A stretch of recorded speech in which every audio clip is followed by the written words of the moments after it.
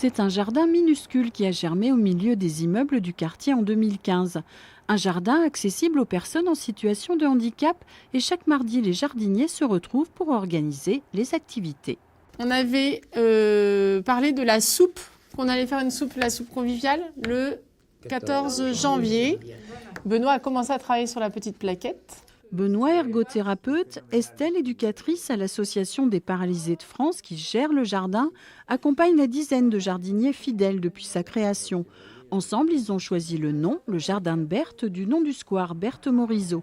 Ce jour-là, arrachage des pieds de tomates, taille des framboisiers et récolte des poivrons. Le jardin a été conçu sur une proposition de Tour Habitat, parce qu'avant il y avait une grande fontaine ici qui voulait détruire. Et comme on a pas mal de personnes en situation de handicap qui habitent dans le quartier, ils nous ont proposé de faire un jardin partagé. Oula, ça avait été bien ficelé. C'est clair, n'importe quoi. Je jure. Avec du mobilier adapté pour les personnes en fauteuil, chacun a pu trouver sa place dans un quotidien pas toujours facile. Jacques, habitant du quartier des Fontaines depuis 40 ans, veille quotidiennement sur les 70 mètres carrés de plantation et partage volontiers son expérience. J'avais un papa qui était facteur, qui avait un jardin de 1 hectare, qui m'a donné plein de bons conseils. Et donc, ça me manquait ce truc-là, parce que mon balcon, c'est vite fait. Et quand il y a eu cette idée, il y a 4-5 ans, j'ai tout de suite adhéré. C'est avec plaisir, c'est pas une contrainte. Je suis retraité maintenant, j'ai le temps un petit peu. Donc, j'adore. Je vous ai apporté des bonbons. Oh, merci, merci. Ce sont des pousses de framboisiers pour les apporter chez mes enfants à Bordeaux. Et je vais essayer de les planter.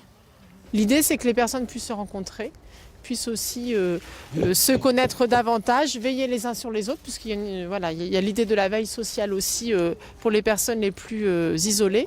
Possibilité de faire connaissance avec les uns et les autres. Jacques, je ne connaissais pas avant. J'ai eu besoin il s'occupait du bois avant, pour remuer mon lit et des trucs comme ça. J'ai fait appel à Jacques. Voilà, on s'entraide.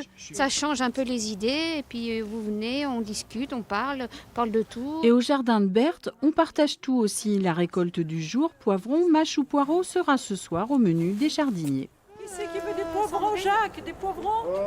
Non. Tu veux la mâche